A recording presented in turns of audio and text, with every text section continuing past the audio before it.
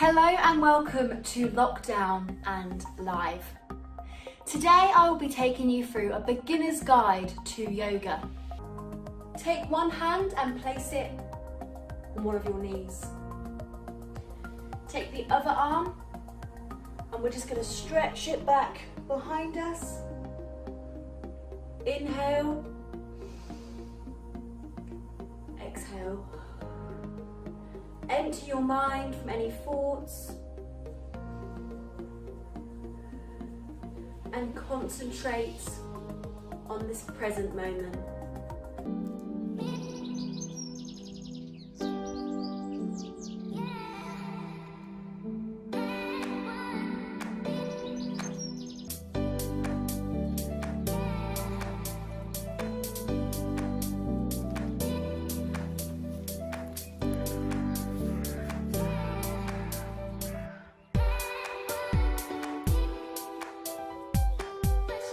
Hey everyone, my name's Noah. I'm a qualified personal trainer and nutrition specialist, and today I'm going to be talking you through a super quick, easy and cheap meal plan.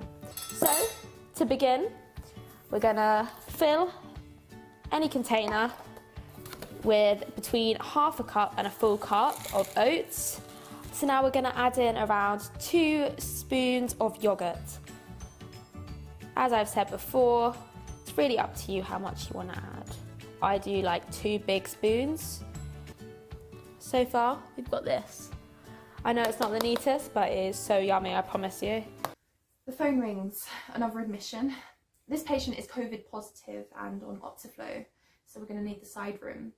I get the room prepared and I check that we've got enough PPE, because you see, these aerosol patients, we need more than just those plastic aprons.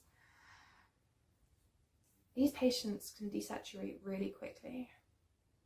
I don't like having these patients in a side room. I like them where I can see them. But for the safety of everyone, this is what needs to happen. Now this all feels so rolling stone. Wide-eyed, get wide-eyed and lose sight of things I chose. If all things must turn to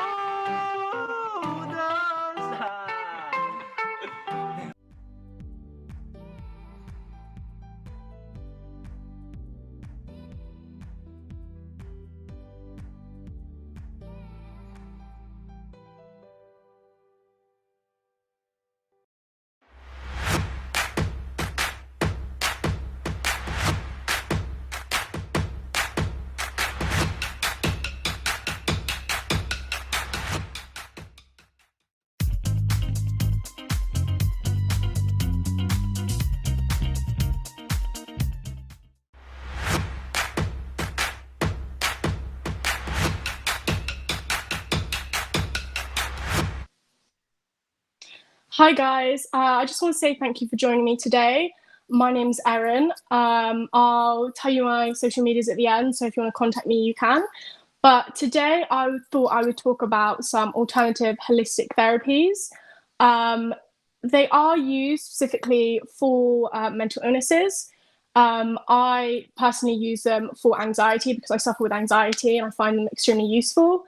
But I thought it would be really helpful if I spoke about them for just people in general, because I think that they are extremely useful for just everyday life. So you don't need to have anxiety or depression or insomnia. You can just be a bit stressed. You just, you might want to chill. I know at the moment it's a very stressful time.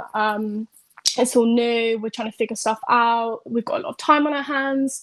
And there's this pressure to be productive and not. So I thought I'd just run through some things that if you want to do in your spare time, if you have anxiety, if you're stressed, you can just go through it. And if it helps you, great. If it doesn't, I mean, at least you tried, So firstly, I'm going to talk about mindfulness.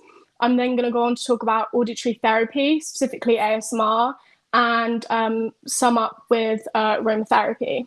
So firstly, I'm just going to start talking about mindfulness. So my journey with mindfulness, I discovered it at university, my first year really. I was so stressed. My anxiety had fled so bad. I was getting a lot of physical anxiety, like mental, and I just really wanted to do well at uni. Like I was not paying all that money to fail. So I started looking for things out there, specifically things to do with like meditation, yoga, Pilates, because they personally are very helpful for me. They make me feel fit and also help with my mental health. And I came across something on a website called it was a mindfulness-based stress reduction course, and it was free. So I was like, this is amazing, because normally you have to pay. But the thing is, this was a free course. So I applied, and because I personally suffer from anxiety and I'm a student, so I was on no income, they allowed me on the course. The course was at the London Buddhist Centre, that's in Bethnal Green, and my university's in Mile End, so it was really close. It was perfect. It's run by I don't know if it's a company or organisation called Breathing Space. I don't know if you've heard of it, but if you haven't, go check it out, because they offer loads of free courses, both online currently and in person, so they're extremely helpful. Also check out, have to plug this, the London Buddhist Centre. They are amazing. They do amazing work. It's just like such a lovely environment to just go and chill if you're just stressed. Everyone there is so kind, caring, helpful, and it's free. So like, love free stuff. My course it happened for 2 months. I think it was around 2 hours and 30 minutes. It was very long, but it didn't feel like it. And some of the things I learned that I'm going to talk about quite briefly, because I can't go into a lot of detailed explanation, but one thing that I really took away from it, that you can do anywhere, you can do it on your own, with people, for free, does not cost anything. It's called a body scan. A body scan is basically where you can lie down, you can sit down. It's not really recommended to stand, because you get a bit tired, because they can last from, say, 15 minutes to an hour. But a body scan is basically, I would lie down and you have an instructor. You can find these online on YouTube, or if you go to the London Buddhist Centre online, you'll probably find them as well there. And you lie down and you just tune into your body. You just become aware of how you feel physically. So if you've got any aches, if you've got any tension, and then you just hone in on how your body's feeling, really.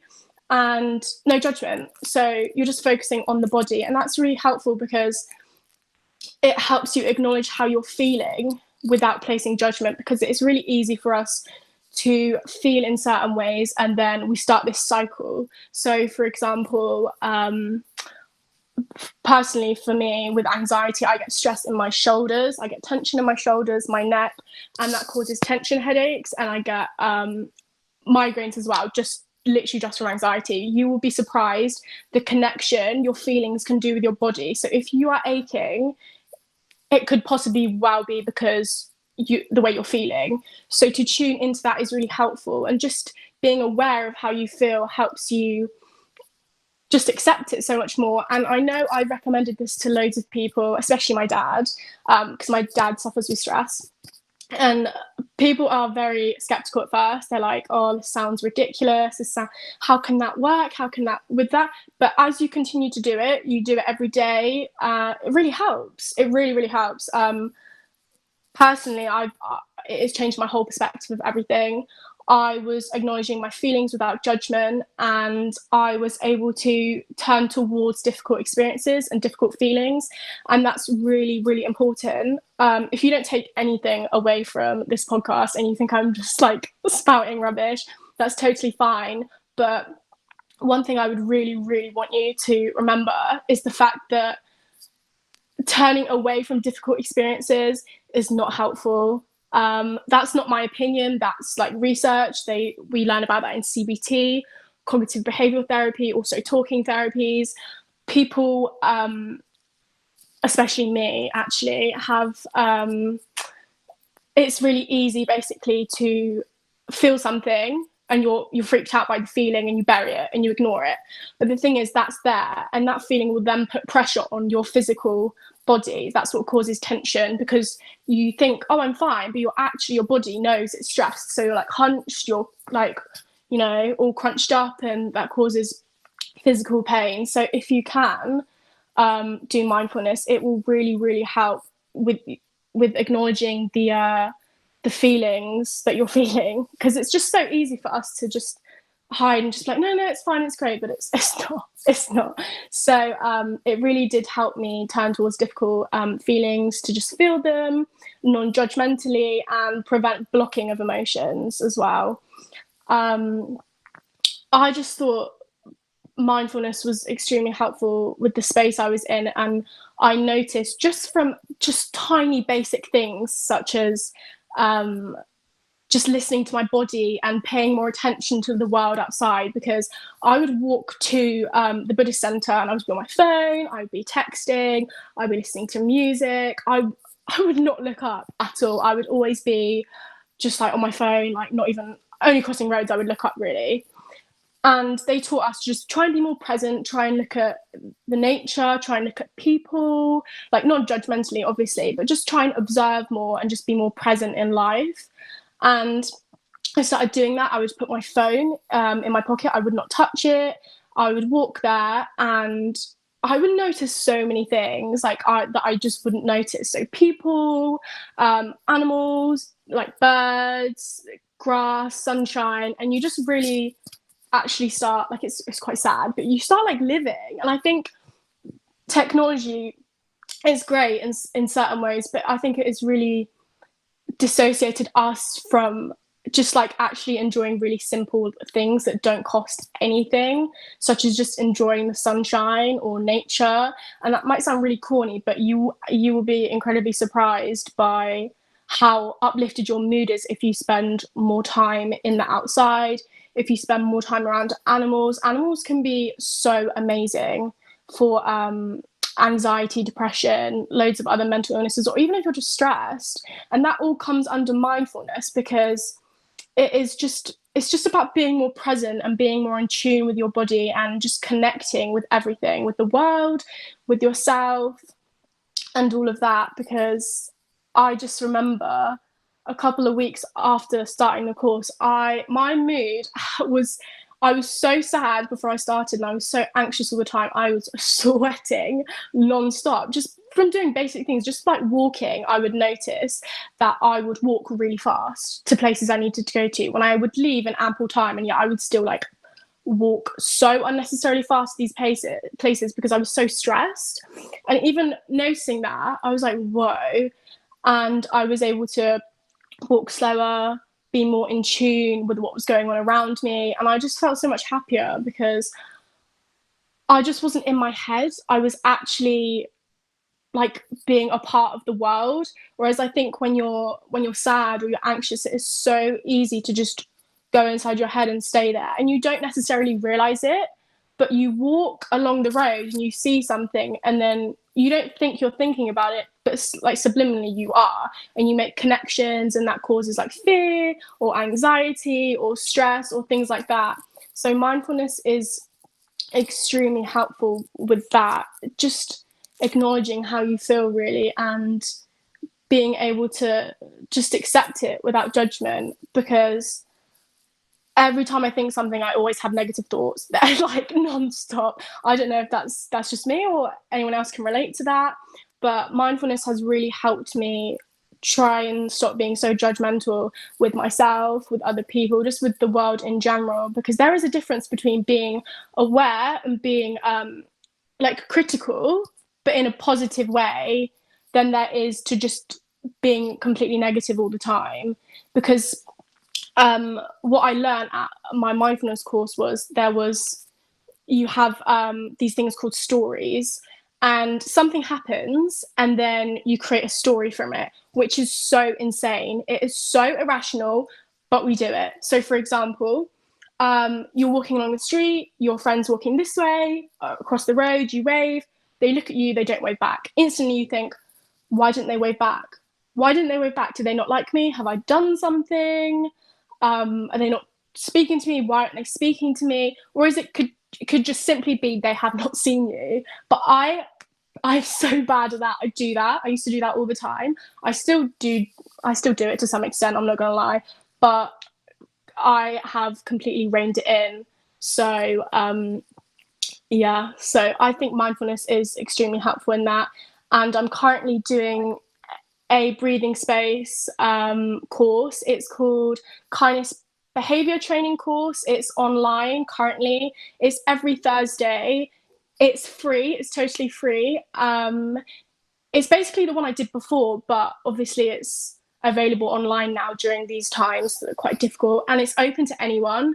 So if anyone is listening to what I'm saying and they think, cool, that sounds good, I'll leave my Instagram. I'll announce it at the end. And if you want to be a part of this course, if you want to join just one day or continually, then just pop me a message and I'll send you the link over. Or alternatively, I think you could possibly, I'm not too sure about this, but maybe go on the London Buddhist Centre and it'll be on there, because that's how I found out, because I got an email through that, because I've previously done a course with them, so that's how I knew about that. So that's that on mindfulness, really. Now I'm going to talk about auditory therapy. Auditory therapy, there is so much to talk about, but I'm just going to hone in on one specific thing. So ASMR. I'm not going to say what ASMR stands for because I'm so bad at pronunciation, but we'll just call it ASMR. It's simple. It's simple. So ASMR is used, I would say by maybe 3, but I'm only going to talk about 2 because the third group of people is just, I don't want to get into that. So 2 groups of people use ASMR. People use ASMR commonly. It was created to create auditory tactile synthesia or something like that. But basically what that means is it creates reactions physically. And these reactions are called, in the community, in the ASMR community, they're called tingles. But they're also, if you've never had tingles, which you probably haven't unless you've listened to ASMR, they are like goosebumps, but they are in the back of your neck and they move up to your brain and they make your brain like really tingly. Some people can't experience this, unfortunately. Some people can. I think it really depends upon whether you're really sensitive to sound, because I personally am so hypersensitive to sound. Certain sounds make me so uncomfortable, so angry. But it's really weird because I love ASMR. But so some people do use it for the physical sensations, because they like it when their brain tingles, I guess. I don't know. I mean, it's a cool feeling, but that's not particularly why I use it. The real reason why I'm talking about it is because it is extremely helpful for stress, for anxiety, and insomnia. It is crazy good for insomnia. And depression as well, because it's a tight-knit community and it's quite a safe space. It's really nice, actually. But I personally use it for relaxation and anxiety. I suffer from really bad nausea when I'm stressed. When I have bad anxiety, I feel sick. And ASMR has been an absolute godsend, because if I feel sick, if I can feel the physical symptoms of anxiety coming on, I will put on an ASMR video. There is always one that I watch, and it just goes away. I don't know the science behind this. I really don't, but it works. I guess it's probably like, you know, how babies like lullabies and sounds to sleep. It's probably something to do with that. I don't know the exact science behind it. I'll probably have to look into that, actually. I think it'd be really interesting. But I personally just use it for relaxation and to help my anxiety. I'm just going to sum this up, finish off by talking about a few ASMR artists that are my personal favourites. If you want to look at them and look at their content and see if you like it, give it a go. If you put it on and you hate it, then that's fair enough, because it really angers some people. Like, I played it to my brother and he was like, what is this? I hate it. So some people I listen to: Frivolous Fox ASMR, Karuna Satori ASMR, Gentle Whispering ASMR, Caroline ASMR, Sophie Michelle ASMR. Those are all my favourite ASMR artists. If you don't like the sound of that, then fair enough. Just go onto YouTube and type in simply the letters ASMR, and you will find loads of different artists to come up and listen to. So that will be completely fine. now I'm going to talk about aromatherapy. So I don't really have a lot of expertise in aromatherapy. I'm just going to talk about my personal experiences with it. Specifically, I find aromatherapy to be really, really helpful, actually. Again, have absolutely no clue about the science behind it. Unfortunately, I don't think there is a lot of science or research done regarding the effects of aromatherapy, but it does work in some people, which is weird because we don't know why, but it works. So it's another great thing to give a go. And it's not even just for stress or like mental well-being. It's also just, it smells great. It smells great. And it also helps with physical ailments, which I think is just absolutely wild. Again, don't know how that works, but we don't need to know how it works, do we? If it works, it works. Come on. Okay, so my favorite smell personally is lavender. I think this comes from the fact that my mum filled my room with lavender when I was younger because I had really bad anxiety. I would have lavender in my pillows. I would have lavender bags all around my bedroom. I would have lavender baths. Honestly, so I'm just absolutely obsessed with the smell. Lavender, though, is extremely helpful with anxiety, stress, and it's really good for relaxation and sleep. So if you are finding that you're having trouble to sleep, just give it a go. Just buy some incense. You can buy it off of literally anywhere. I buy mine from Amazon because it's the cheapest and you can buy it in bulk because I go through it like crazy. I always have it burning. So just go on to Amazon, look for some lavender incense, give it a go. And if it's not your thing, it's not your thing, I guess, because my friend who I'm going to be moving in for next year, she hates it. She hates the smell of lavender. So I don't know how we're going to get around that, but we'll make it work. But it has been used for thousands of years, especially in ancient cultures such as China, Egypt, India, those sort of areas, and it has been really helpful. It's also one of the key things used in Buddhism as well as Hinduism. So it's also very like a very spiritual thing as well, helps with relaxation. One thing that I find really helpful as well is if you have headaches. I get headaches all the time. My headaches I think are stress induced. They're tension headaches. So obviously you have to sort that out if you can sort it out. So one thing that's really good for headaches, lavender, of course. Lavender's good for everything, but also rosemary, peppermint, chamomile, and eucalyptus is also really, really helpful. So if you've got tension headaches or you just have headaches in general, you don't know what's causing it, then I would really, really advise buying some incense, just lighting it on your room, and it might help just clear the space and take it away. I know saying that, I hear myself saying that, and I can hear people being like, why don't you just take a tablet? But like personally, I really don't. I have a very sensitive stomach, so I don't like taking tablets. So if I can find a natural way to go about things, that's what I'm going to do. So that's why I use incense for everything. Same with hot water bottles. Hot water bottles are magical. But another thing about incense, which is really interesting, is I used to go to yoga and Pilates sessions, and my instructors would always use incense. And I don't really know why. I think it's to try and create an atmosphere of relaxation.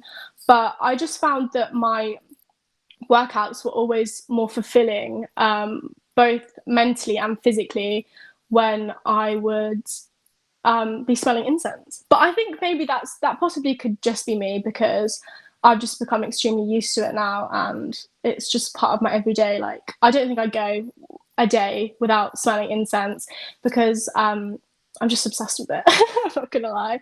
But if you are also if you're also experiencing sinus headaches, one really great thing for sinus headaches is incense. Or just, it doesn't even have to be like incense sticks. You could get a diffuser, a water diffuser, and then you put essential oils in it, and then it disperses it through the room if you find that incense sticks are too heavy, because some people can find them to be like very stifling. Like my mum hates it. But when I put my diffuser on, I find that my household is more tolerant of my smells. So one really good thing for sinus headaches, I put, because I have a diffuser as well, I put lemon and eucalyptus. I also put peppermint as well. I don't know why it helps clear the sinuses. I think it's probably because they are very like strong citrusy smells. I'm sure there's science behind it. There always is when you look into herbology, etc. But I find that to be very helpful. So if anyone does suffer from headaches in general, try giving that a go if you can. If that doesn't sound like great to you, then that's fair enough. I also just want to kind of round off this session. I'll be closing soon by talking briefly about it's similar to aromatherapy, and it also links into mindfulness. I have recently bought, I've been looking into it for a long time, but I recently bought something called sage sticks, and there's this whole spiritual idea around sage sticks is that you light them and they help cleanse impurities and negativity. I found that recently I've been in a really bad rut and I wanted to get out of it. So I've started doing more mindfulness, doing more yoga, more Pilates, and I thought I'm just going to give it a go. I'm going to buy these sage sticks and try and cleanse the negativity from my life, because there is too much of it. You can buy them from Amazon. Again, Amazon has everything. It's amazing, honestly. This isn't an Amazon plug. Now I think about it, that's where I buy all my stuff. You can buy a set of sage sticks. If you don't know how to do the whole cleansing ritual, it doesn't matter. It really does not matter. Just do what you can do, manage what you can. I just burn the ends, and when it burns out, I blow it and the embers light, and then you just kind of like just waft it around your room. And if you want, you can say some positive affirmations. You can set your intentions for the day. So like today's gonna be positive. I always used to think that was complete rubbish, but my friend gave me some advice. She was like, do it, it'll be really helpful. And I've done it, and I found that my mood has been so much more positive. I think it's completely mind over matter. So if you're feeling a bit down, if you're feeling anxious, stressed, or if you just want to try some new things, you have time. I mean, you have all the time in the world. If you want to try some new things, some new coping strategies, broaden your mind, then I would definitely advise doing some aromatherapy, listening to some ASMR, or just engaging in some mindfulness. Or if none of that sounds great for you, I would also say just do some yoga. Yoga is amazing. It's really linked to mindfulness actually, but that's for another day. So I just want to say thank you for tuning in. I hope you've enjoyed listening to me. And if you want to chat, if you want to discuss anything I've gone over, or if you just want to talk, my Instagram is Erin Scarsbrook. It's just my name. It was said on the Lockdown Live page. So just give me a bell and I'll reply. So thanks for watching, everyone.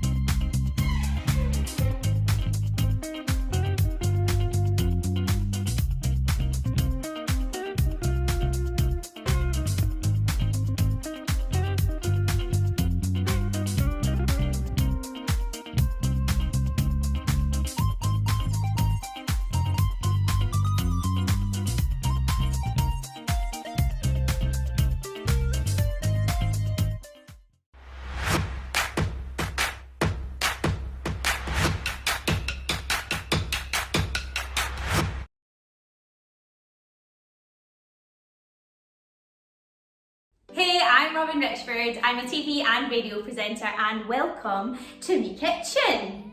Now today we're going to be talking about mental health whilst we make a banana bread, because why the heck not? Now I've been self-employed for around 6 years now, so there has been times that I've found myself with a lot of time to kill. Now through the years I've managed to come up with some top tips that really help keep my mental health intact, and I wanted to pass them on to you guys today. All we have to do now is grab an apron, shall we? Okay, apron is going on. Don't mind the little leftover brownie, that was saved for later. As you can tell, I'm doing a lot of baking during this time. Okay, hair up, because nobody likes a little bit of hair in their banana bread. Now this is a super easy recipe. As you can see, I've already basically measured everything out. Still cute though. Okay, now what you want to do is you want to basically measure out the exact same amount of grams for both butter, sugar, and self-raising flour if you can. If not, plain flour works fine, and you can just pop some more baking powder in there as well. So you're gonna want a big bowl, some butter, shove the butter in, and mix it with the sugar. Now the easiest way to do this is actually a spoon. Now I don't put the sugar through the sieve. I mean, you can if you want, but I don't tend to. So I just shove it all in there. As you can see, I am no Nigella. However, baking has become one of those things that has really helped me during my mental health. So I'd say top tip, bake a cake. Now the reason I say this is because obviously you start with obviously all your ingredients, and then at the very end you have an outcome, and there's something really powerful about that, and I'll tell you why. Because when you sit in there with an outcome, especially if you feel like nothing's really going your way at the moment, and that's genuinely when people need it the most in terms of their mental health, is when they've got either anxiety or whether they feel like nothing's really going their way, they're a bit depressed, then baking a cake always helps, because what it helps you do is realise that you can take something from nothing and make it something. Now it sounds really simple, but I know when I was, doing my dissertation and I was like so stressed, I'd come home and I'd start baking, and my housemates knew that's when I'd had a stressful day. But it is really therapeutic, and the reason for it is, like I said, you start with nothing and you end with something. So even if your whole day goes wrong, you still have achieved something, and that's what I love about it. So top tip, anything that you can get creative with, whether it's baking, art's a good one. You can get some watercolours for like a £5 off Amazon, so cheap. Those are good too. Now you want to throw 2 eggs in now, so it'll look a bit like this. Nice. And then you're just going to take 2 eggs and pop it in. Like I say, this is a kind of how to video, but it's not really. It's more about what I use to help me. Now another top tip that I would say is shower and get dressed. Sounds ridiculous, right? And obviously in our normal lives that's just a given, that's what we do. We get up in the morning, we get showered and dressed. But it's super easy to just put on comfies and sit on the couch and go, oh, I'll do some work on my laptop, or I'll pop on Netflix just for an hour, and you're in your jammies, and before you know it's 4 o'clock. I mean, we've all been there, and if you want to have 1 or 2 days like that, absolutely. But in terms of long term, it really will have an effect on you from doing that, and I just know from experience that getting up and getting dressed really helps. Now, I'm still using a spoon because I'm clearly getting distracted, so I'm just going to use a fork. So you just pop the 2 eggs in there with the butter and the sugar. So put that there. Oh, first thing you want to do is put the oven on. Oops. 180, let that preheat, sorted.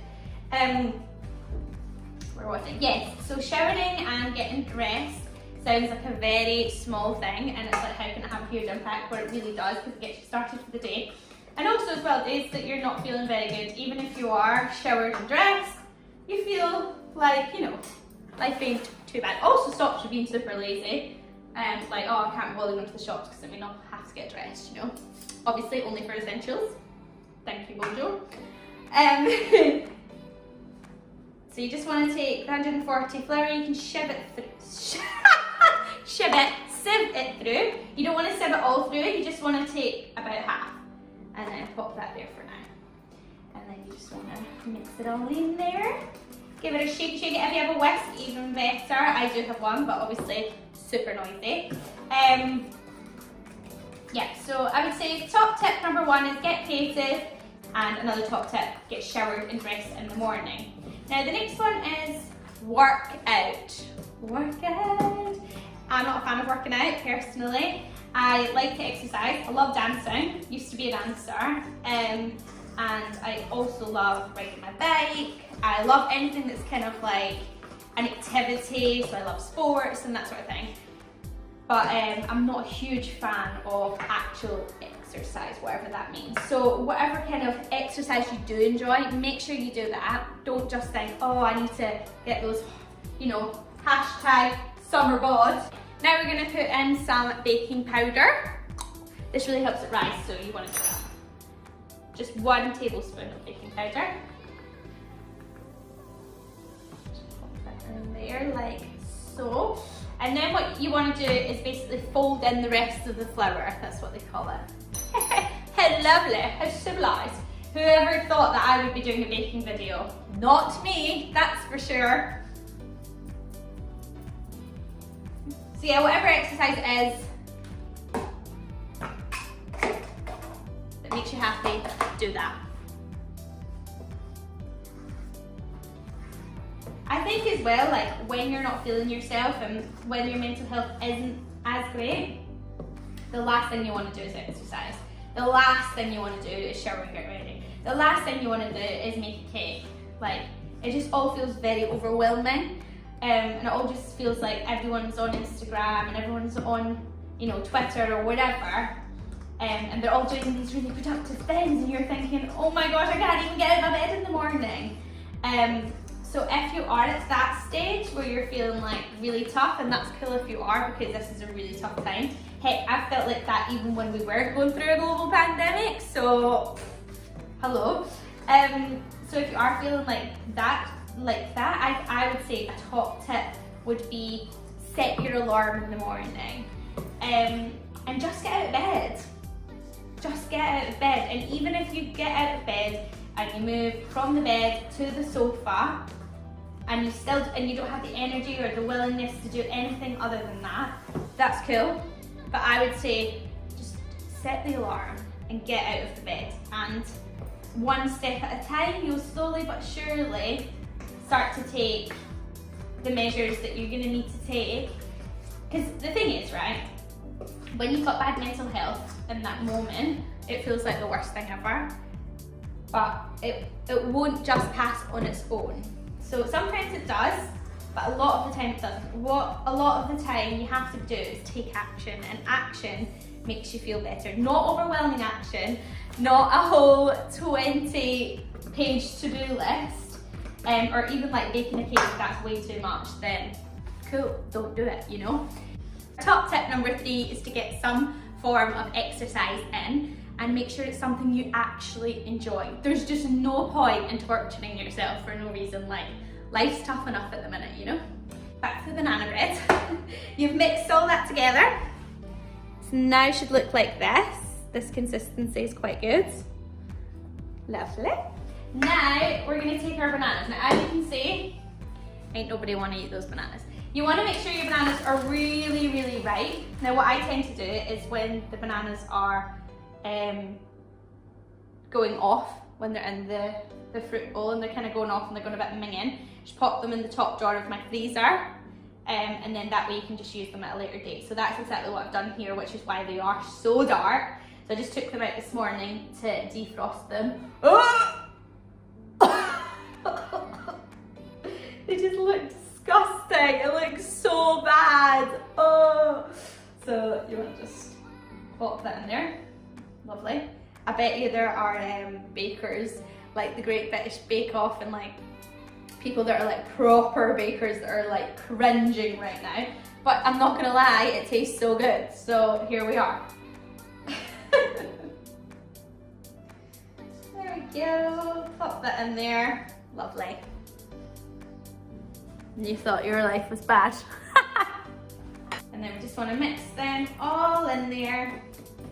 Now yeah, I mean they don't have to be that ripe, that is a little bit extreme, but it's just because that they were going off and I put them in the freezer and then defrosted them, so that's why they're that disgusting. Move that out of your eye line, so you don't have to be subject to that. And I think we're good to go. Now, I love chocolate, so I'm gonna add chocolate chips because it is so damn good. Give it a mix in. And then, I mean, we should have probably done this first, but like I say, ain't no professional. I'm gonna steal a little bit of butter from, I think it's supposed to be the first thing you do, but whatever. You're basically just gonna coat the inside of your, bread loaf tin. Bread loaf tin? Is that what it's called? Who knows? Anyways, so you're gonna just coat that with greaseproof paper or baking paper. Is that a thing? Baking paper? It is now. Did that really well, didn't I? Anyways, whatever. You can see I'm very precious with my baking. Thing is though, it's not necessarily about really what you're doing. Do you know what I mean? It's about the process. Ooh! It's very philosophical there, isn't it? I'm just laughing because I just know there's going to be bakers like cringing as they watch this. But guys, do we care? Nah. Just like that.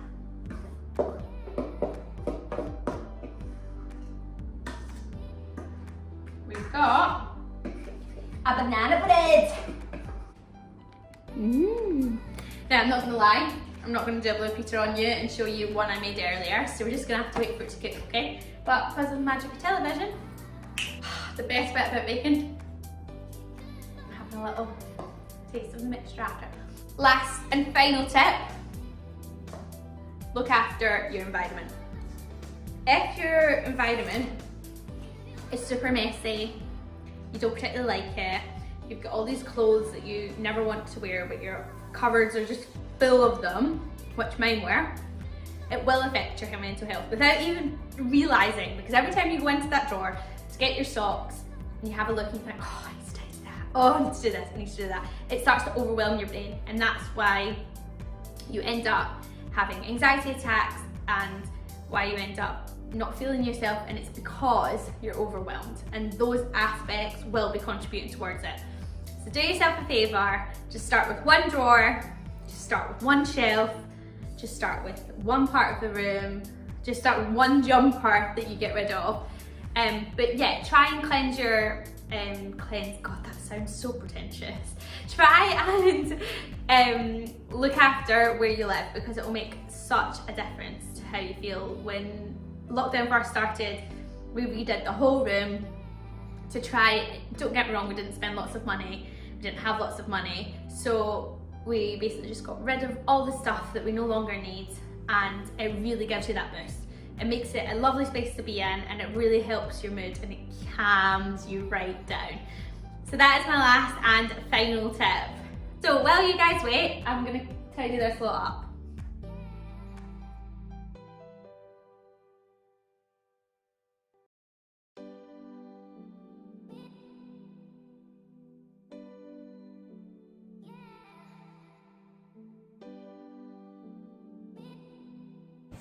And there we have it, a lovely banana bread that I have burnt. Yeah, it is looking a little bit crispy, I'm not gonna lie to you. As you can tell, I've obviously left it to cool down, or else I wouldn't be able to hold it. I know I'm Scottish, but I'm not that strong. So you just pull it out afterwards, super easy. And voila! You can add some icing on top if you wish, or if you want to put some like dried banana flakes, that's quite nice as well. So yeah, as we know, this wasn't necessarily about making the best banana bread in the world, though if you have, then kudos to you. But it is more about looking after our mental health and doing some things each day that will help, and I am very much on this journey with you. So I hope it's helped, I hope you've enjoyed the top tips, and I hope you enjoy Lockdown Live. Bye guys.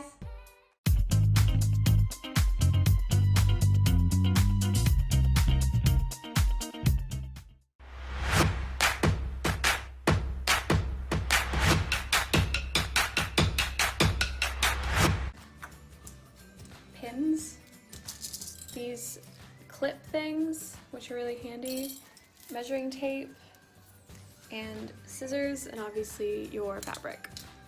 So first things first, turn it inside out and cut the zipper out neatly, because then you can reuse the zipper for anything else that you'd use in the future. And I've just pinned down where I'm gonna sew, where the zipper used to be, and I've placed like a little mark to stop sewing because this is where I'm gonna start measuring where my waist can come in. Also, always turn things inside out before you start sewing, and always allow at least 2 inches for a seam allowance. So you always want a little bit more extra fabric than less. Okay, so far I've just sewed up the remainder of what was left from cutting off the zipper, and like I said, I marked off where my waist is going to be just by putting it on and just measuring where my waist is, but you can always just like measure the height if you want to with measuring tape. So now that I've done that, this is pretty much where the buttons are going to go, and I'm going to sew this down through the back so that it looks neat when it's folded the right way around. So I'm just going to hem these down. Obviously use your own measurements. Make sure that this is your waist measurement, and yeah.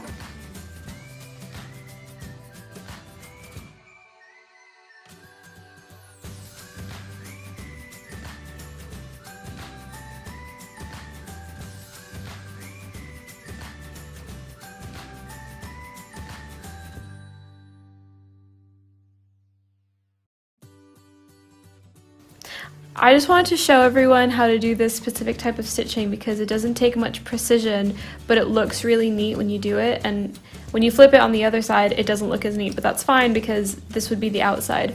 So always start with the needle and the thread outside, dip in to where the needle came out, try to maintain about that much length in between just so it can be neat on the other side as well, and then pull out, and then that hoop is just tiny, whereas this one's really large, and then you just maintain that on a straight line and it looks really neat.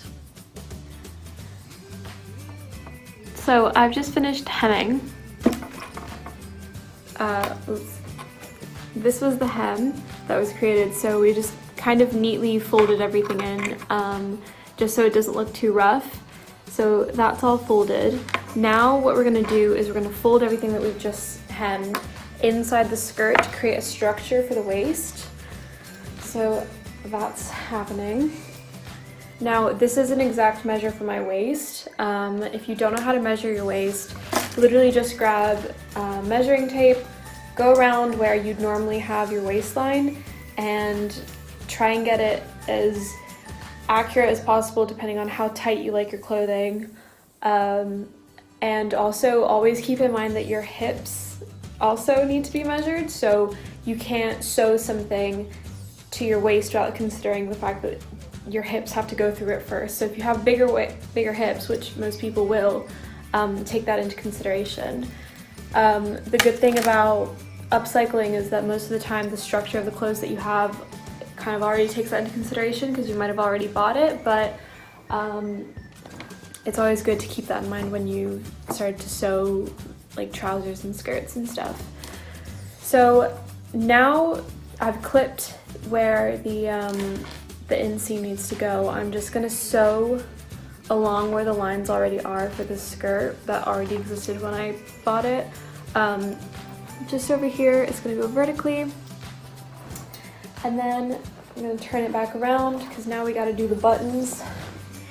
So these are the buttons that I'm gonna be using. They're really self-explanatory. It's literally just in and out. So buttons are really easy to master, I guess. The difficult thing about buttons is that we need to create a buttonhole that won't fray, which means that you need to cut a hole and then sew it around so that it doesn't pop open or rip even more. Generally buttonholes are around 1 centimeter, so literally just that. Just as long as it's big enough to accommodate for the button itself. Buttons come in all shapes and sizes, so make sure you are aware of the buttons that you're using. So yeah, see you in a second. So I changed my mind and I don't just want to sew them on either end. I think I'm just gonna do a really quick single stitch along here, just because I feel like it's just gonna get really bunched up and annoying. So, but I'll do that at the end because it's gonna take a little bit more time. So I just wanna get the buttons done. So I've just done the first button. Buttons are really easy to do. You literally just go in one hole, out the other, and keep going until you think it's firm enough. And then you literally just stop. So I'm gonna do the second button over here, and then on this side, which is quite light, I'm gonna cut open the slits. I'm gonna measure it with a ruler, make sure it's 1 centimeter long, and sew it. Also, remember the buttons need to be on the same line, so make sure before you start sewing that they are in line with each other. So I've cut the holes for the buttons and they fit and it's all aligned and it's great. So now I'm just going to sew the holes. So I've just started sewing the buttonholes. The most important thing to remember when doing this is to make sure that the top and the bottom of the cut are sewed, because that's what's going to fray if we don't seal it properly. So as long as those two are good, everything else should be a breeze. And this is a little messy, but I'm not done yet. So just go around kind of like hooping it through and it should be good.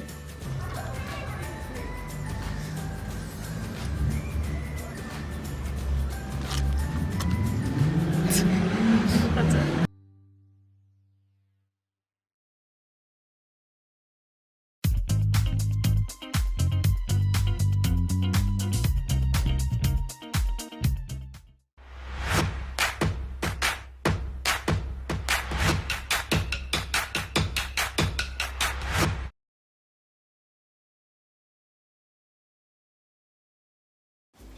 Hi everyone, my name's May and I'm here to show you guys how to customise your own shoes. It is a really difficult time for everyone at the moment, and one way I found has really helped me is by painting shoes.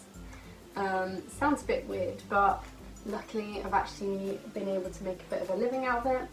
So now I customise shoes for people all over England, and I've had a few inquiries elsewhere. And it's been really fun, but everyone can do it as long as you've got the equipment and you can sort of paint. Don't really even have to be able to, as long as you know what you want. So yeah, I'm going to show you what you need and what to do. So the things you will need to paint shoes are shoes.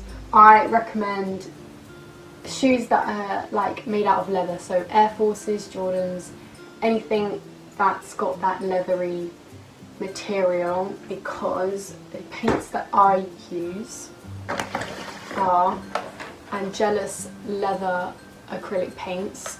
These are really professional, you can search them up online. Angelus company, they customise shoes, they like really wow. And I know that when I got started, when I was researching what paints to use and the process of customising my own shoes, everywhere used Angelus leather paints. They are quite expensive, so you don't need all the sets. As long as you know what design you want and what colours it will use, just get those and get the smaller ones. Then you will need, of course, paintbrushes. It's better to use the thin ones for detailed designs. You also need masking tape. You don't need masking tape, but for some of my designs, so that I keep the proportions right from the design that people send me, I trace out the design on the masking tape and then stick it on so that I know I'm keeping within the actual design area, if that makes sense. Nail varnish remover, I'll explain in a bit. Cotton pads, scissors or a scalpel if you're using masking tape to trace out your design so that you can cut it out. You can also use, a lot of people use Posca pens. If you get the thin ones, it's really easy to then draw on your design and they stay on. It's the same process, just when I'm explaining with paints, you would just use these. So if you don't want to do painting, you'd rather draw your design on, Posca pens are great. First thing you do, once you know what design you want, what I do is I have your iPad, but you can print it out on paper. I get the image that someone might have sent me, or if I've redrawn it out so that I keep to the same scales, I usually draw it out on here and save it. Get your masking tape. You can skip this process if you're just going to draw straight into your design from a picture, that's also fine. I stick it on my iPad and just trace it out roughly.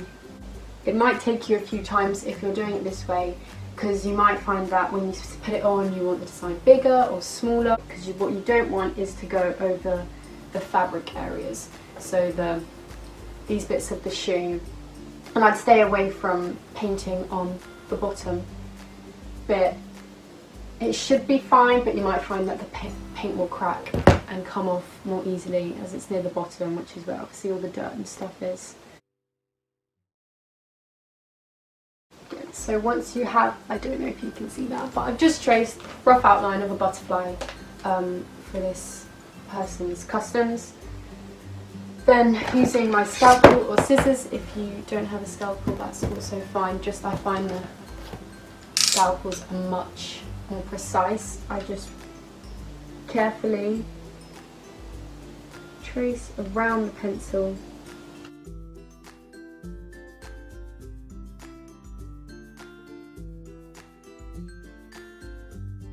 Then peel it off, and what you're left with is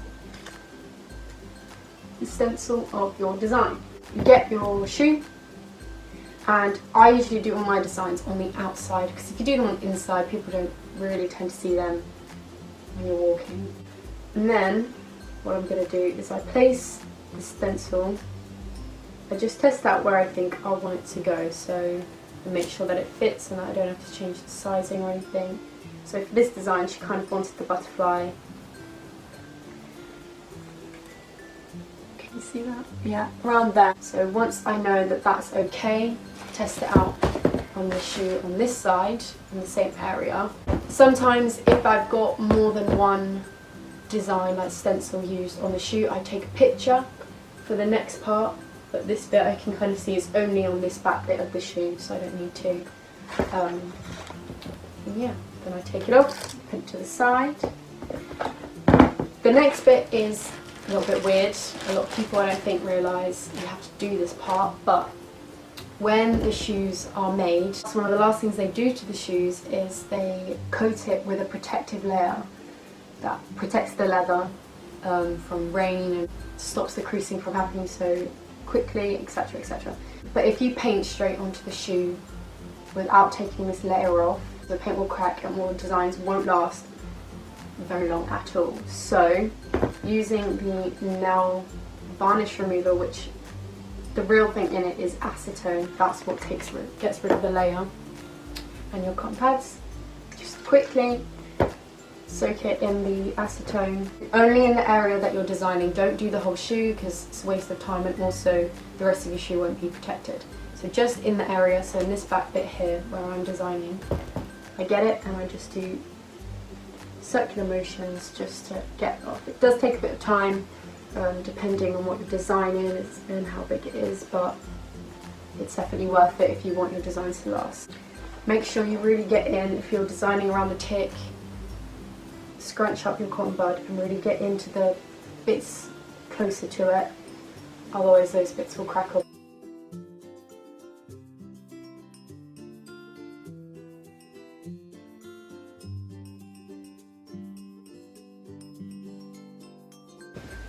If you're doing these designs on a white pair of shoes, it's quite hard to see, but you'll notice slightly in some light that there are white, it kind of looks like white paint. When you're rubbing it off, you'll notice bits of white paint. That is that protective layer. Don't rub too hard, but rub quite firmly, and you'll notice that these just little specks. It's more no sport if you're designing black shoes, it's exactly the same process, but it just means that you're getting rid of that top layer so that you can coat it in paint. Don't forget to do the other shoe.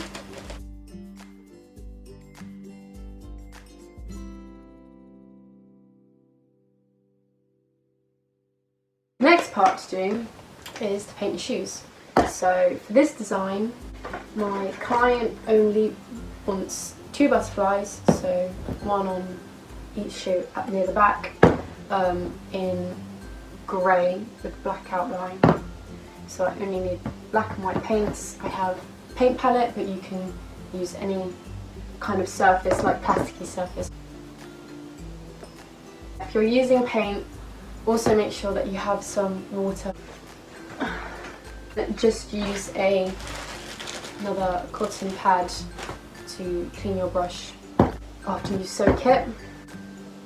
Okay, so sometimes I use the bigger bit and go within the, see there, in the gap.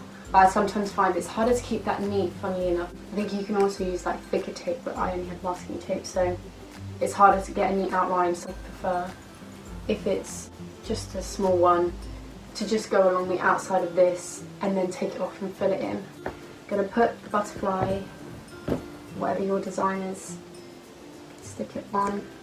Masking tape is not sticking today. And there you go. Then I get my thin brush. Remember, the thinner your brush, the easier this part is. Don't be too stressed if your first design is messy. Obviously try and keep it as clean as possible, but I find sometimes if I've got a bit of paint that's outside the area, like outside the design, it's really easy to just neaten it up with some white paint because it just matches the shoes when they're brand new.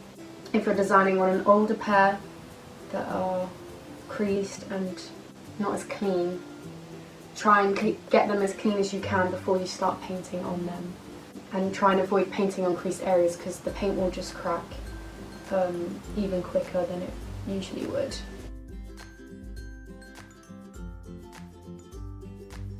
So there, I've just done rough outline. A lot of the time, if you're painting a big area, you'll have to do quite a few layers to get rid of that streaky paint look. 2 is fine if it's quite a big area, maybe 3. Try not to have a wet paintbrush. The paint will be really thin and have that really streaky, watery look, and it will take even more layers to build it up. Be careful when you're painting to not put your hand on your design when the paint's still wet, because then you're likely to smudge it across the whole shoe. So when you're finished designing your shoes, like so these are the ones I've done today with you. It's the other shoe. That process can be done, you can finish there, but I really recommend getting a spray like this. This is Crep Protect. There are other ones, but I think this is the best one. This just gives it an extra layer of protection. Don't have to spray much, and please wait till your painted shoes are dry. But just on the area that you want to protect, just a little spray like that, and it just gives it, like I said, an extra coat of protection against rain and stuff. The weather shouldn't affect your shoes if you've used proper leather paint on these type of shoes. If you're going to do it on things like Converse or Van shoes, use a fabric paint because the leather paint won't then stay. It's obviously different paints on different materials. And there you are. Then you've got your finished shoes. If you're doing them for yourself, then enjoy them. When I give them to people who've ordered them, I like to lay them out in the box like this so that they can see both designs. And I always leave a little packet of sweets and a thank you note, because I'm a small business. I'm just doing this because I really enjoy art and I love shoes. I have so many shoes, so I've just really combined the both. But yeah, that's it. I really hope you enjoyed. If you do customize your own shoes because of this video, please tag me in a little picture of them. My Instagram account for the shoes is mayem.customs, spelled M-A-E, my name. I hope you stay safe. Bye.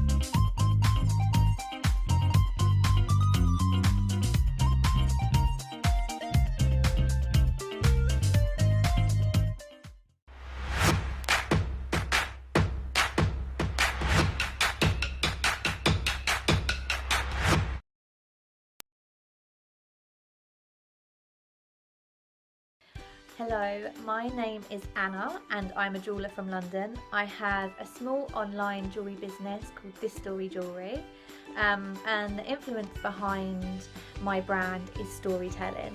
So a lot of my pieces that I make are custom and one-off.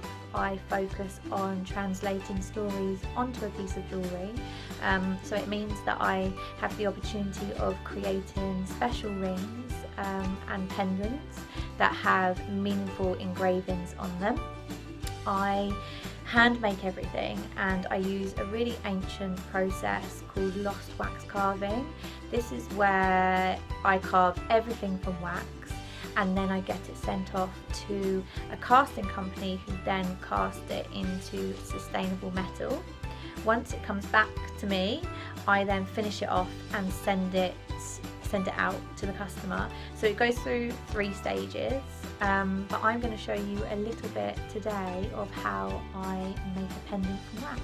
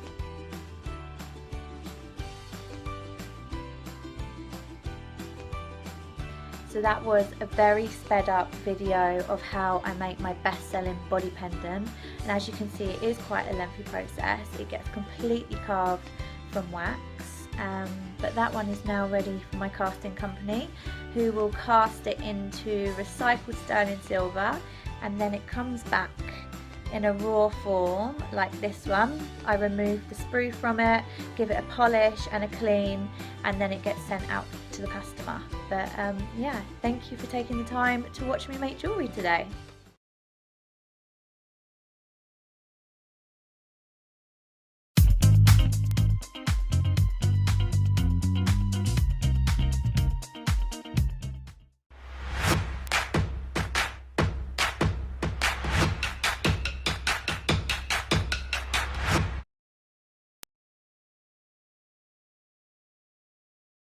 Hi, I hope everyone's doing well in quarantine. My name is Shermeen. Today I'm just going to be doing a short makeup tutorial for a very colorful look. I'm not really a professional makeup artist, I just like to play around with colors, so excuse me if the filming and the lighting aren't very professional, and the makeup. So I'm going to start. Let's get to it. I'm going to start by first priming my lids with this concealer. So I just swipe the product all over my lid,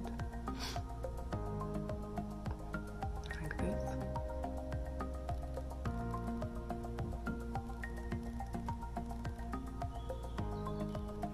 Okay, and I am going to put some of a base color all over my lid as well. I just need a clean brush. Okay, here we go. I'm just gonna put this nude color, this one. I'm just gonna apply it all over my lid, just to have a solid base to blend everything on.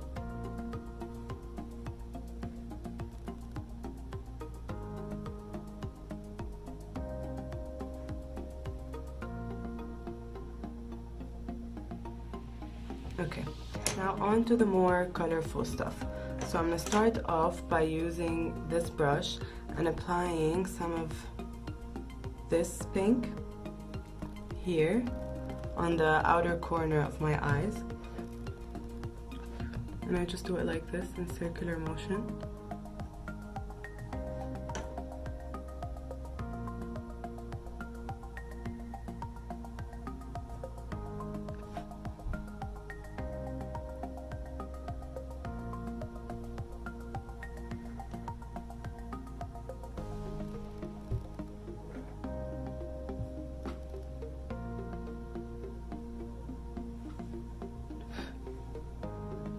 And just blow on the brush to dust off the excess eyeshadow so it doesn't fall onto my face and ruin the rest when I start applying foundation all that.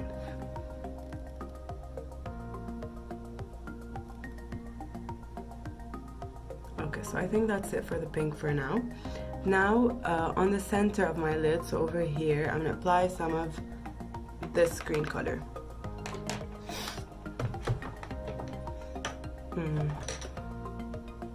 That seems like a good brush. So when the colors are light, I prefer to use a flat brush because it helps you apply the eyeshadow better. Okay, so I just start off by swiping some of the green like this, and then I'll get to blending them together.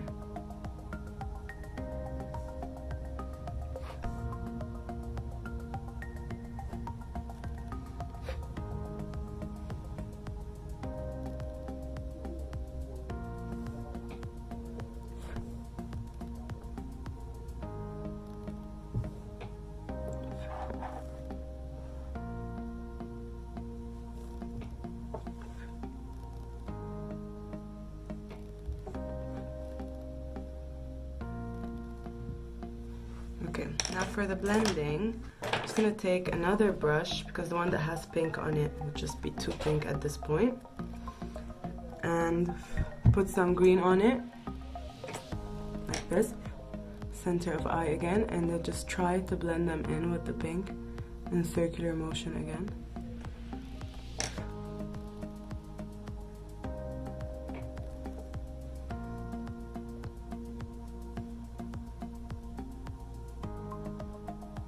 Okay, so I guess you can see them kind of blending in together more than they were before, like this.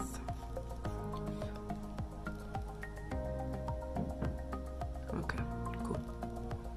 Now for the third color I'm going to be using, I'm going to go back to the flat brush, clean it up a bit because it's too green, and apply some yellow, starting from the corner, the inner corner of my eyes up to here. Wait, this is the yellow I'm gonna use. This one. Yes.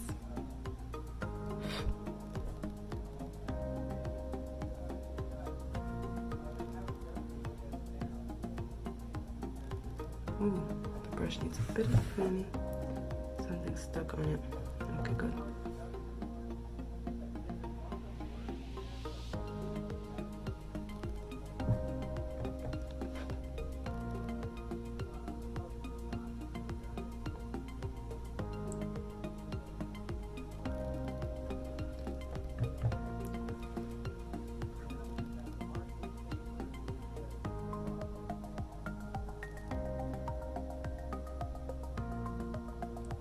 Okay, so that's it. I'm just gonna use my finger to blend it in a bit.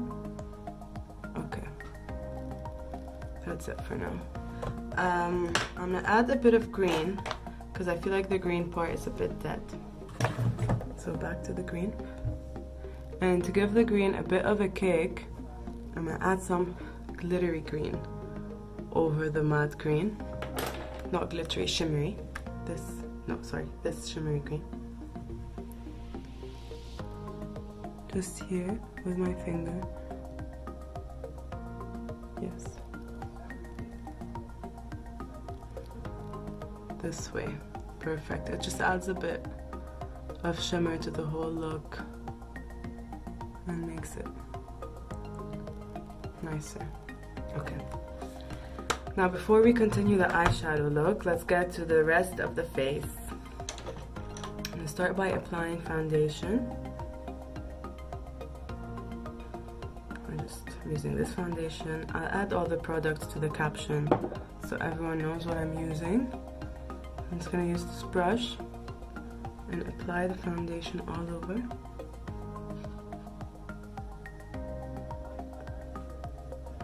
Nose, under eyes.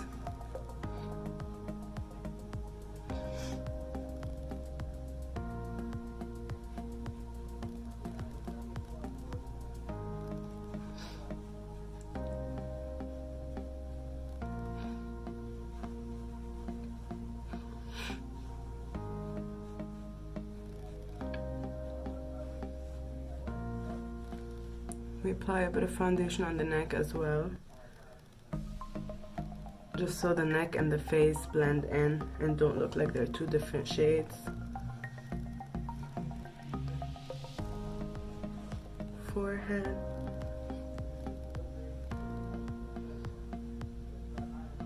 Okay, now let's just apply a bit of concealer on. So I'm gonna mix two concealers, one that's full coverage. Just put a tiny bit of it. Literally a tiny bit. I put more here, it's fine. And another more natural coverage. So this one is just light coverage concealer. And I usually apply concealer with my finger. So I just spread it here in my under eye. On both sides. Obviously, if I apply too much concealer like I did here, I just wipe a bit off and get back to it. So now I'm just gonna tap my finger onto my under eyes just for the eyeshadow to be properly applied. Okay, excess concealer is never an issue because you can just spread it anywhere.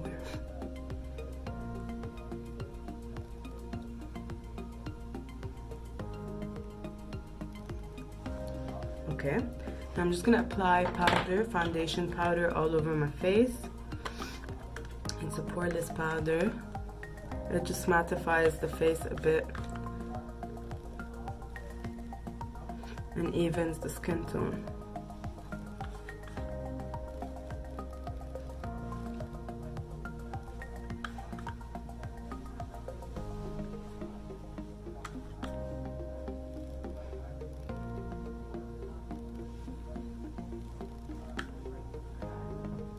Okay. A bit on the neck to make sure everything blends in. I literally brushed my hair with the makeup brush. Okay. Now on to the bronzer. So for the bronzer, I use this palette where I broke this, but it's fine. I usually use these two colors because they're matte and the other two are shimmery. So I mix the two colors together. First of all, I have to make sure this is clean because the other day it had pink on it and it wasn't nice. Oh look, I have another brush. Okay, I'm gonna use this angled brush. Mix the two shades.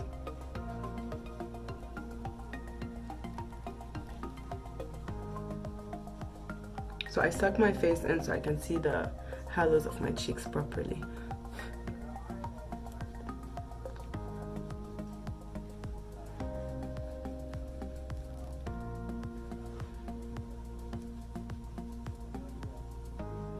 and a bit here on the jawline.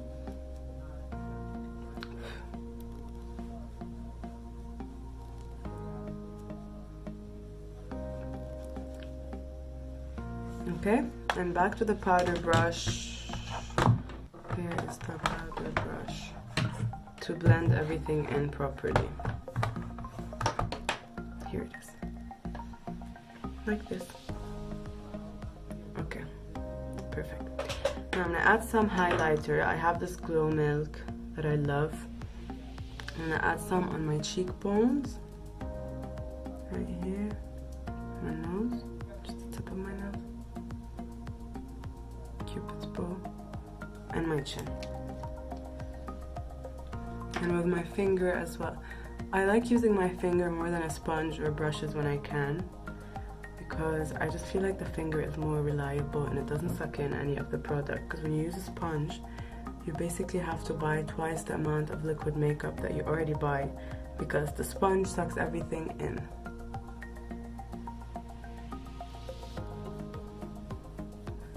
But obviously that's just a personal preference. Okay. So here we go. The face is highlighted. Now I'm gonna get back to the eyeshadow look a bit and work on my lower lash line. So what I'm gonna do is try to outline my lower lash line with the pink. Start with the pink and then we'll see where that goes. So I'm gonna use this flat brush, put some of the pink on it, dust off always, and then just apply it to my lower lash line like this. Take it as far as you want, because I like it just up to here. Okay, that's it. Same on the other side.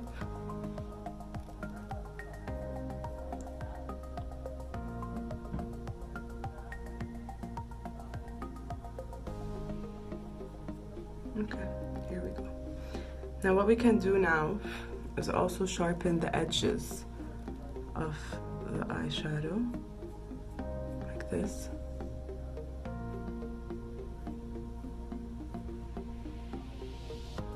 That needs a bit of fixing. Okay, perfect. And sharpen it here.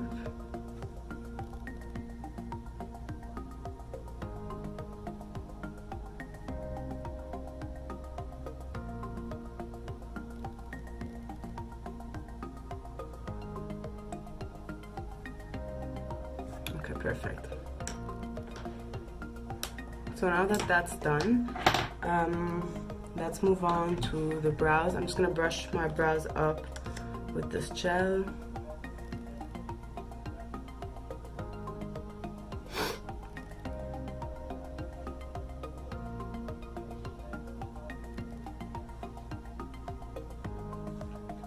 And apply some mascara.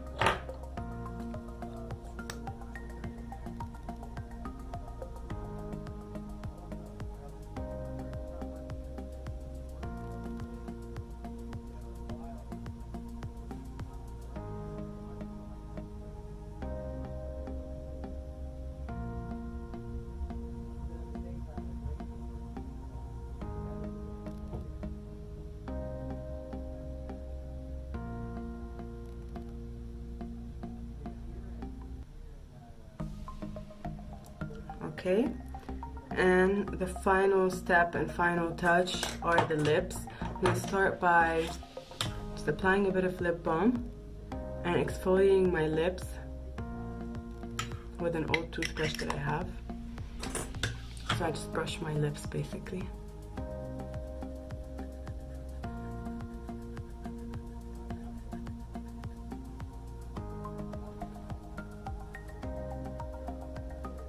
And then I'm going to put on a bit of lipstick.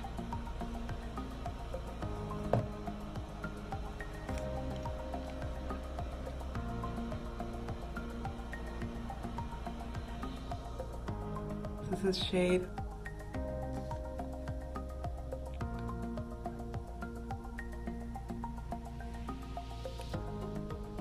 This is shade Plum by MAC. And just to give the lips a bit of a vibe and a bit of shimmer, I'm gonna add some of the same green that I have over here just onto the center of my lips with my finger.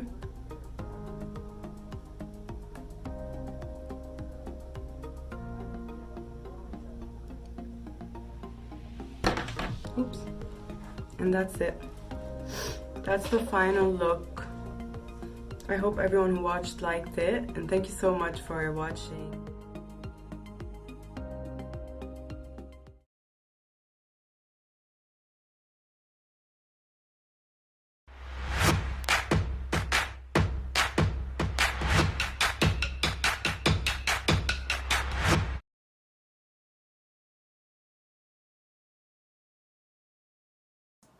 Hi, I'm Zane. Welcome to Lockdown Live. I'm going to show you how to alter a garment. I'm going to be upcycling this dress and turning it into a maxi skirt because it doesn't really fit me very well, and it's better than just throwing it away and buying another maxi skirt. So essentially what I'm going to do is I'm going to cut over here. The issue is that we have a zipper in the back, so we have to make these incisions and know how to properly sew while taking into consideration that we have to shape the dress to fit our waist.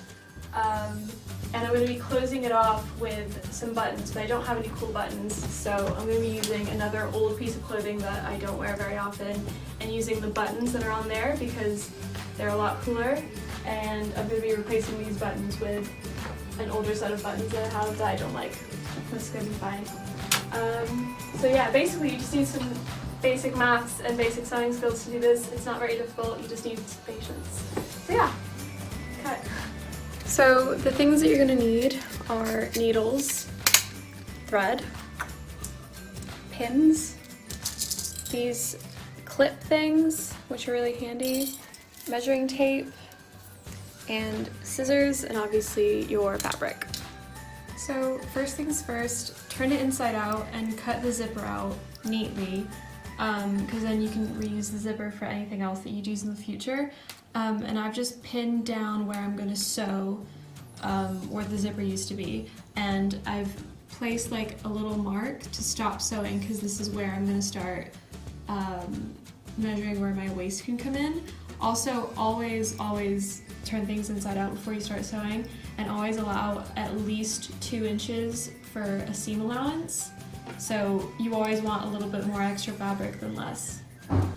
Okay, so far I've just sewed up the remainder of what was left from cutting off the zipper, and like I said, I marked off where my waist is going to be just by putting it on and just measuring where my waist is, but you can always just like measure the height if you want to with measuring tape. So now that I've done that, this is pretty much where the buttons are going to go, and I'm going to sew this down through the back so that it looks neat when it's folded the right way around. So I'm just going to hem these down. Obviously use your own measurements, make sure that this is your waist measurement, and yeah.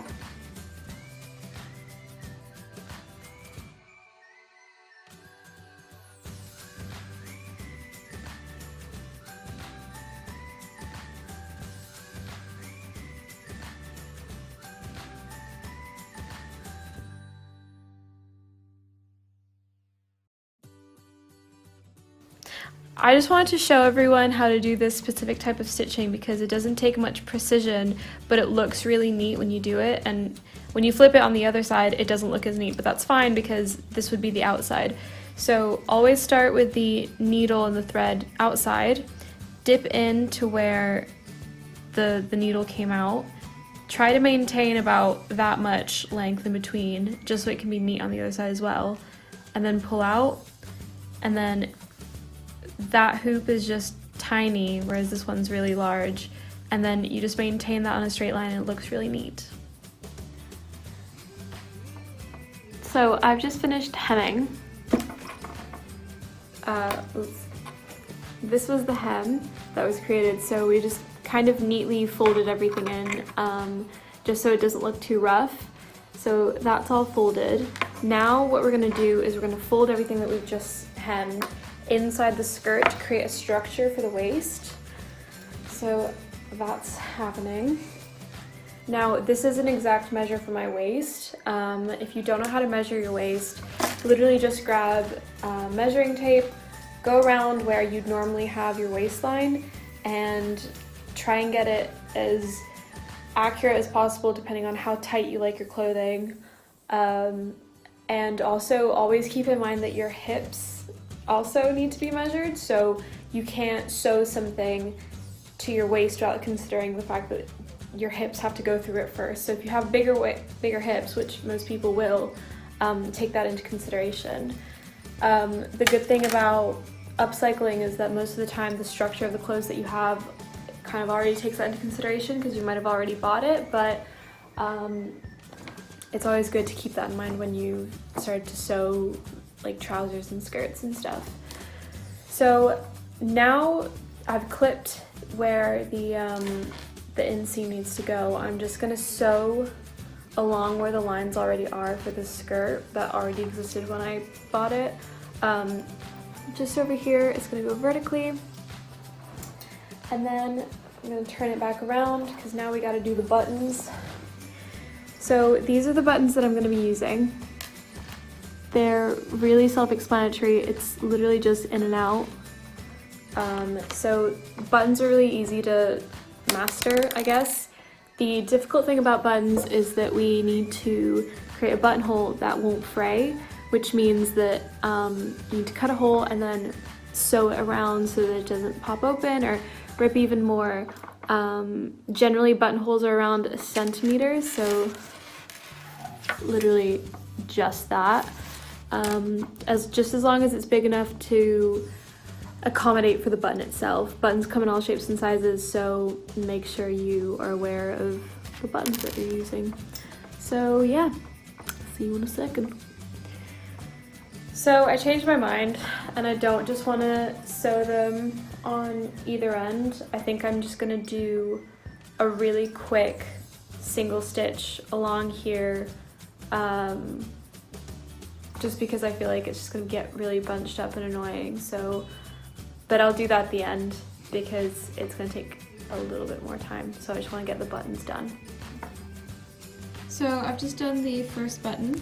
Buttons are really easy to do. You literally just go in one hole, out the other, and keep going until you think it's firm enough. And then you literally just stop. So I'm going to do the second button over here, and then on this side, which is quite light, I'm going to cut open the slits. I'm going to measure it with a ruler, make sure it's 1 centimeter long, and sew it. Also, remember the buttons need to be on the same line, so make sure before you start sewing that they are in line with each other. So I've cut the holes for the buttons and they fit and it's all aligned and it's great. So now I'm just going to sew the holes. So I've just started sewing the buttonholes.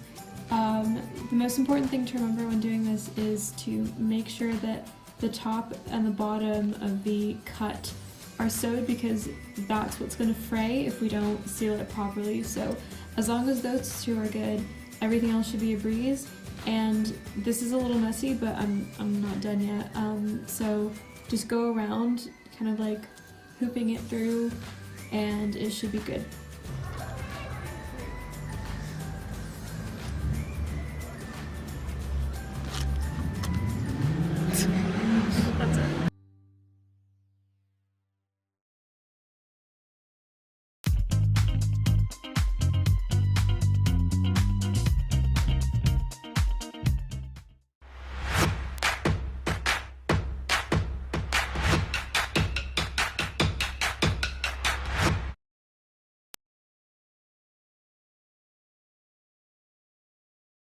I'm Cade. I'm Joey Main. I'm Karis. I'm Ella. We are the week. And this is NBD. I know you're gonna feel this one.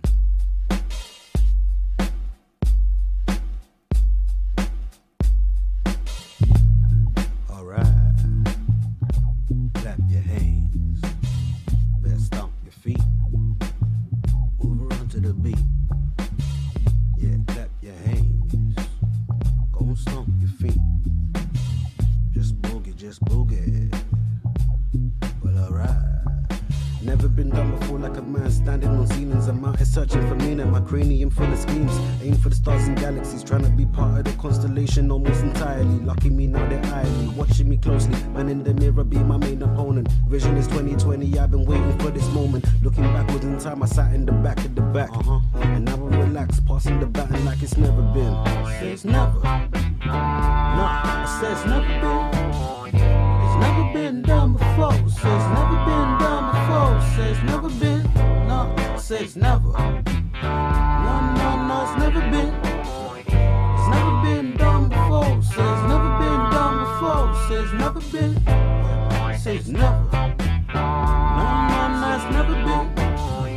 It's never been done before. Say it's never been done before. Say it's never been. No, I say it's never. No, it's never been. It's never been done before. Say it's never been done before. There's a lesson here that should be learned. Alright. What you have is yours, but it must be earned. Didn't know that you would break my heart. Really wish I knew this from the start. Truth hurts, could be worse. When you're running after someone you don't need. And I know that it's you, and I know that it's true. Yes, I know.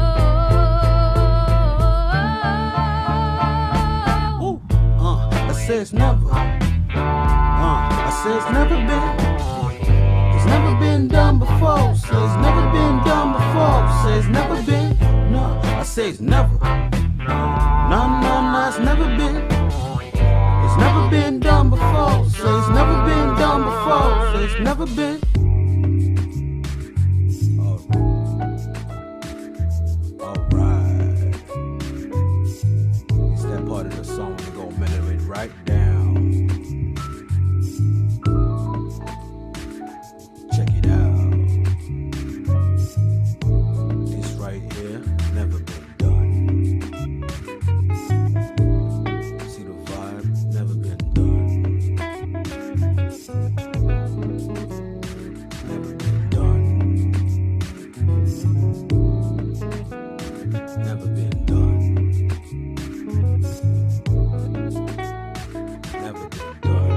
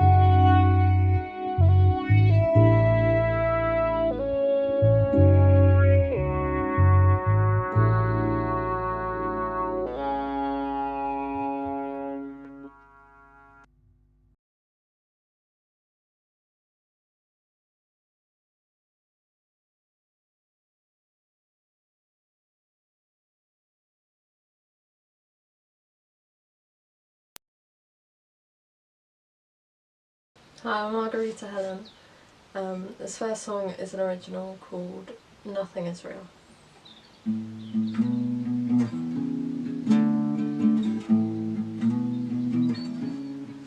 I hold my head a little higher, I'm getting by with little crying. I say myself, it's quite inspiring today. I hold my hand, pull myself forward, don't need no one to do it for us. I show my 10-year-old self she's not so bored today. Last year I had a breakdown, but it's alright. I'm more awake now and I'm inspired to keep on getting through the day. But if it happens again, I won't focus on the breakdown, 'cause it's how you break out.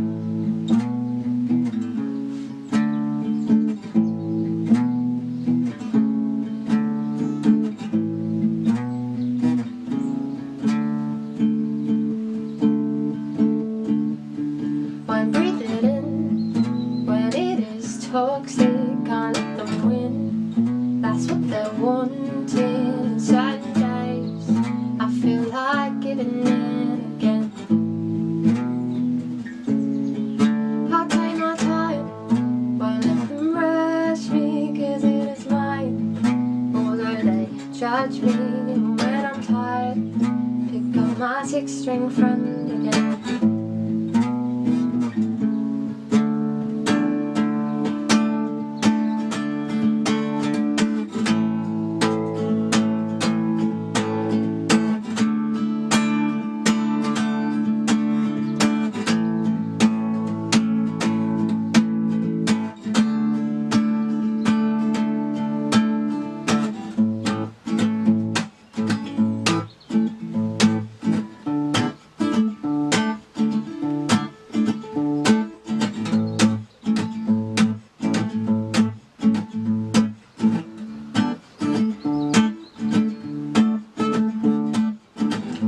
February my mind switched.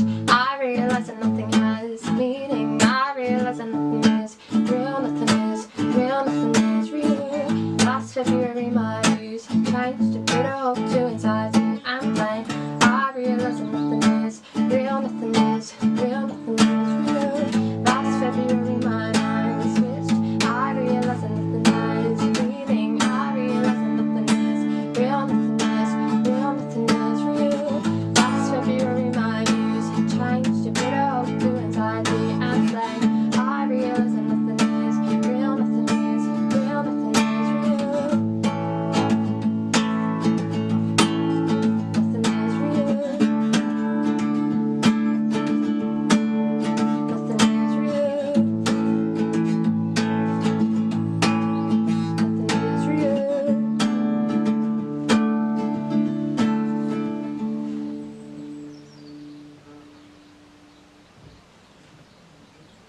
This next one is called Think.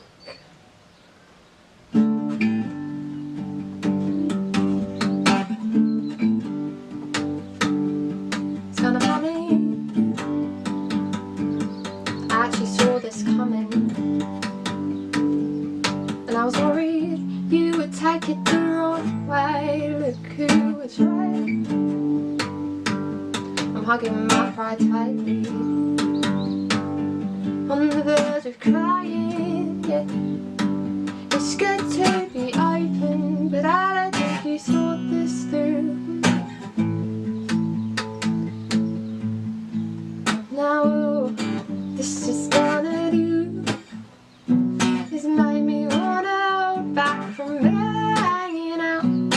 Oh, I don't care about the feelings you display. Maybe you should think about what you say. Guess it never crossed your mind.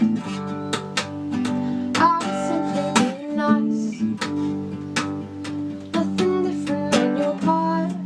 No, I never saw you that way, and I felt it in my gut.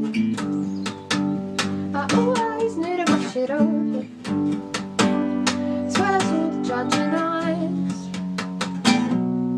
but you never did the same. No. Now all this is gonna do is make me wanna hold back from hanging out. Oh, I don't care about the feelings you display.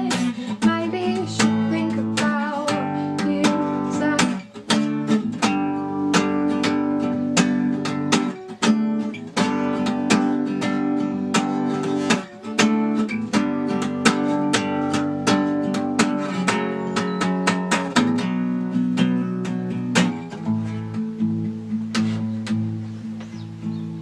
Now this is gonna do is make me wanna hold back from hanging out with you. Oh, I don't care if it'll ruin your whole day. I think you should think about what you say. No, that I'm gonna think is if I gotta second guess everything. Oh, 'cause I'm feeling it that you do have to stay. I can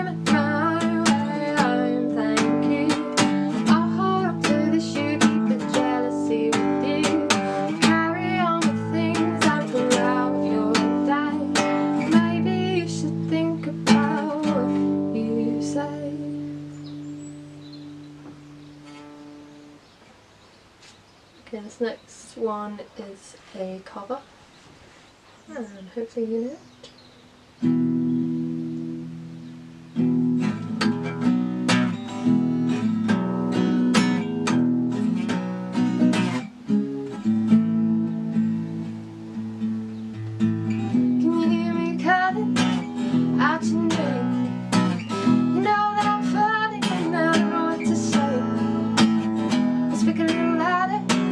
I'll even shout. You know that I'm proud and I can't get the words out.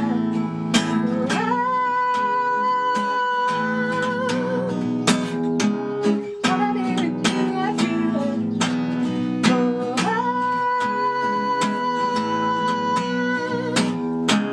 I wanna be with you everywhere. Be with you everywhere.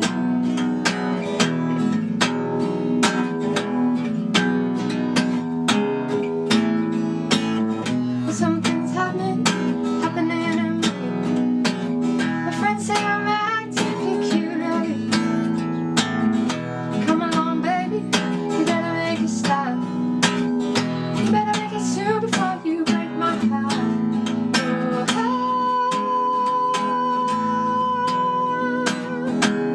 Wanna be with you everywhere.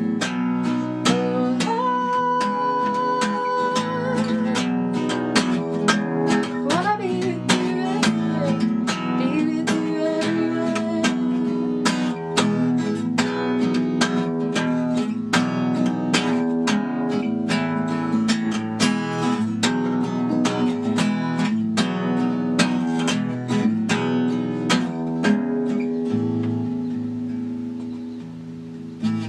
Can you hear me calling out your name? You know that I'm falling and I don't know what to say. Come along, baby, we better make a start. You better make it soon before you break my heart.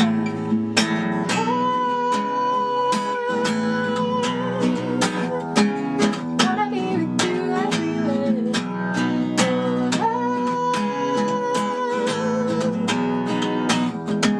I wanna be with you everywhere.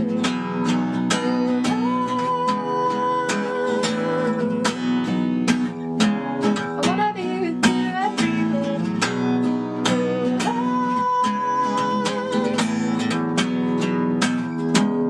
wanna be with you everywhere. Be with you everywhere.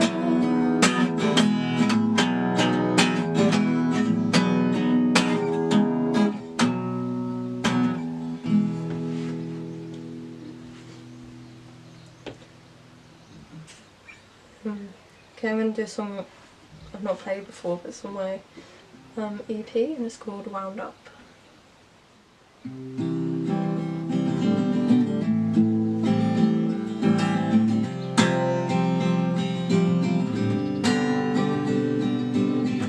I know you judged me from the start.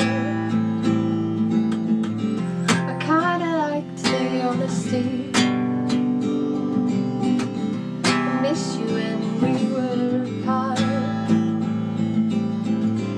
Was hoping you'd stay back to me. It's not fair, no, you're unpredictable, and I get close to calling. Just wish I you'd explain things I sense already.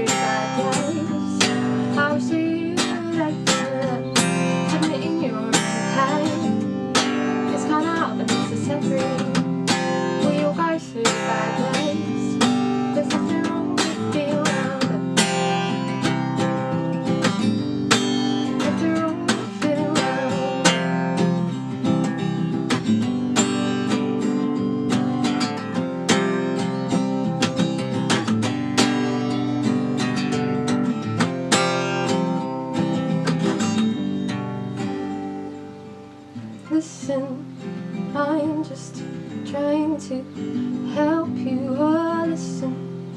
I'm just trying to help you. Oh, listen. There's only so much I can do. Oh, listen. I'm just trying to help you. You might as well explain, because I've sensed it already. We all go through bad days. I wish that you would open up, admitting you're in pain. It's kinda hard but necessary. We all go through bad days. Oh yeah, I wish that you explain, because I sensed it already. Yeah, we all go through bad days. Oh, I wish that you would open up, admitting you're in pain. It's kinda hard but necessary. We all go through bad days. Oh, listen, I'm just trying to help you. Oh, listen, I'm just trying to help you. Oh, listen, there's only so much I can do. Oh, listen, I'm just trying to help you.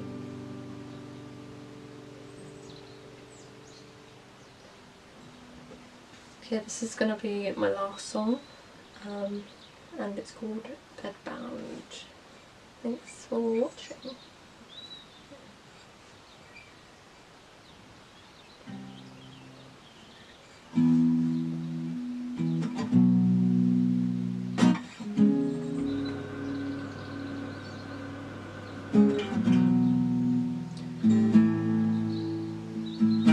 All my insecurities gang up at once. I am bedbound to my brain. All that I have done has passed, but in my mind it lies too. I am bedbound to my brain. Bedbound to my brain.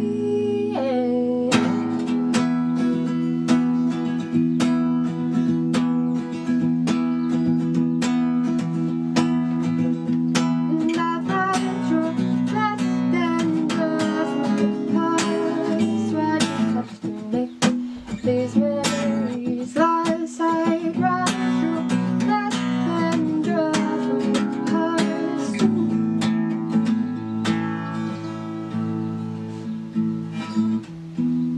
You don't make a big deal, you just make me laugh. You don't make me feel shit by letting it drive. I don't need somebody to fix the whole thing. I just need somebody to let me. Must be used to it now, happens every month. All the lights have blown, the electricity is gone. If you don't mind, I'll just slide for a beat. I just need somebody to let me. I'm not trying to fake a smile, but I'm not trying to draw attention either. So it's pretending, or it's drawing attention. Don't try to squash the atmosphere.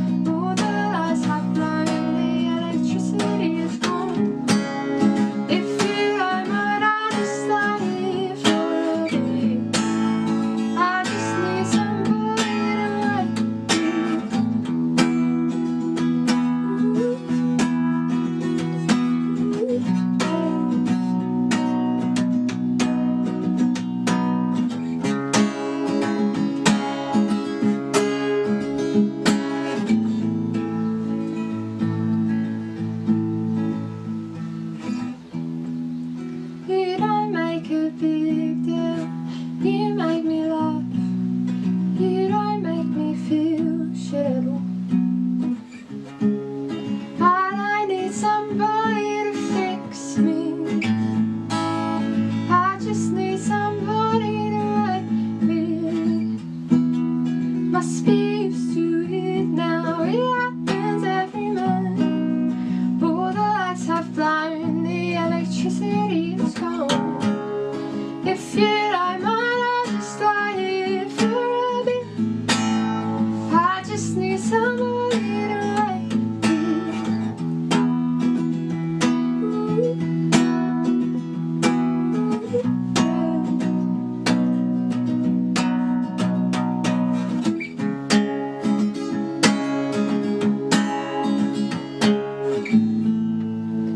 I just need somebody to write me.